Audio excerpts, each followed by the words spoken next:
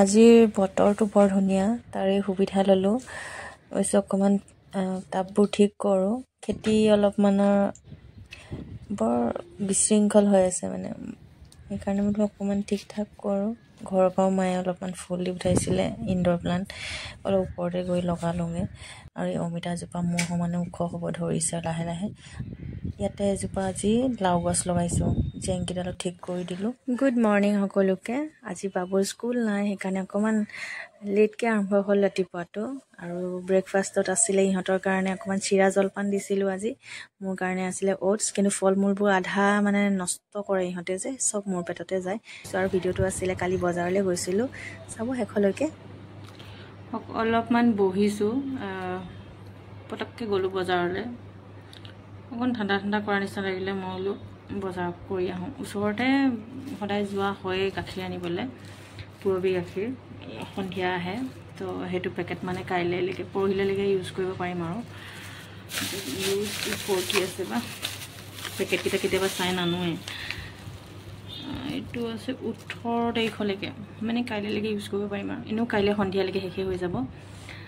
চ' গাখীৰ আনিলোঁগৈ আৰু অলপমান বজাৰো কৰিলোঁ। এয়া জীৱন একেবাৰে ধন্য নহয় দেই, চব বস্তু কিনি খোৱা। এই ৰঙালাও টুকুৰাতনো কি কিনি খাবলগীয়া চাওকচোন, উপায় যে নাই, উপায়বিহীন। এইখন 20 টকা। গৰমে গৰম কাটে বুলি কয় ন, সেইকাৰণে ৰঙালাওকে আনিছোঁ। এইকেইটা বৰ ধুনীয়া বস্তু পালোঁ আজি, সৰু সৰু একদম কোমলীয়া ঔটেঙা। এইকেইটা 3টাত 20 টকা।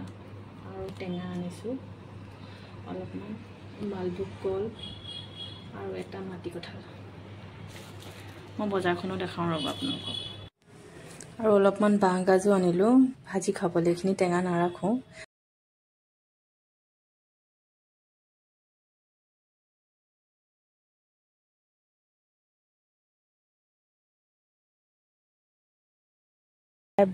বাইক লৈয়ে যাওঁ, বিৰাট সুবিধা হয়, সময় বাচে আচলতে।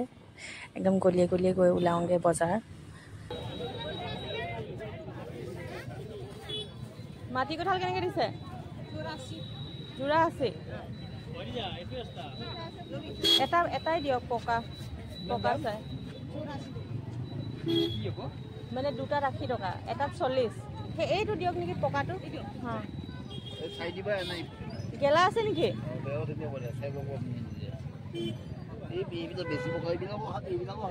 খাবলৈ ভালেই হ'ব ন, বেছি পকা এটা চাই কিনে দিয়কচোন এটা। হৈ যাব। ইমান ধুনীয়া ওলাইছে বস্তু, ইমান ধুনীয়া বস্তু ওলাইছে, দেখি ভাল লাগিছে। কিমান আনিছিলে? কিমান হ'ল? 100 টকা।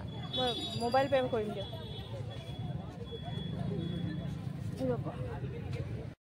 আৰু ৰঙালাও 1 কেজি দিম।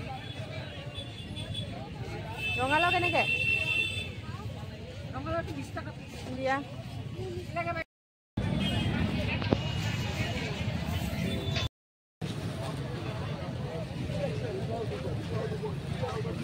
তিনটা 20 না?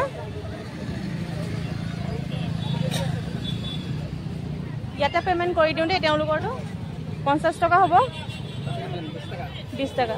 আজিৰ ভিডিঅ'টোত অকণমান ৰেচিপি এটাও দিওঁ। মই বনাইছিলোঁ মটন কাৰী দৈ দি। এয়া গোটেই মছলাখিনি একেলগে এজ ইউজুৱেল সকলোৱে ব্যৱহাৰ কৰা মছলা, আদা নহৰু পিঁয়াজ, মিট মছলা আৰু জিৰা পাউডাৰ, ধনিয়া পাউডাৰ, তেজপাত, শুকান জলকীয়া, শুকান গোটা জিৰা, চব একেলগতে তেলত ভাজি কৰি মাংসখিনিও ভাজিলোঁ। কালাৰটো বহুত ধুনীয়া হৈছে, যিহেতু মই অকণমান মিঠাতেলখিনিত পিঁয়াজ দিয়াৰ আগতে চেনি দিছিলোঁ, আধা চামুচমান চেনি দিছিলোঁ কালাৰটো আহিবৰ কাৰণে। আৰু সিজা মানে 30% সিজা, 40% মান সিজাৰ পাছত মই অকণমান দৈ দিলোঁ। দৈ দিওঁতে অকণমান ফেটি লৈ কমাই ৰাখিব লাগে, তেতিয়া ফাটি নাযায়। মই প্লেইন দৈ ইউজ কৰিছোঁ। লাষ্টত কুকাৰত এগাল চিটি মৰাইছোঁ, 6-7টামান চিটি মৰাই দিছোঁ। আৰু ইয়াতে মই আলু দিয়া নাই, আলু দিলে বৰ ভাল নাপায় ইহঁতে মটন কাৰীত। চ' খাবলৈ বিৰাটেই টেষ্টি হয়। লাষ্টত নমোৱাৰ আগে আগে মানে কুকাৰত ঢাকনখন লগোৱাৰ আগতে অকণমান গোটা মছলা দি দিছোঁ, ইলাচি আৰু ডালচেনি। চ' খাবলৈ বিৰাট ধুনীয়া হৈছিলে, সেইকাৰণে শ্বেয়াৰ কৰিলোঁ আপোনালোকৰ লগত। বাকী সকলো ভালে থাকক। আজি দেওবাৰটো আমাৰ এনেদৰে গ'ল।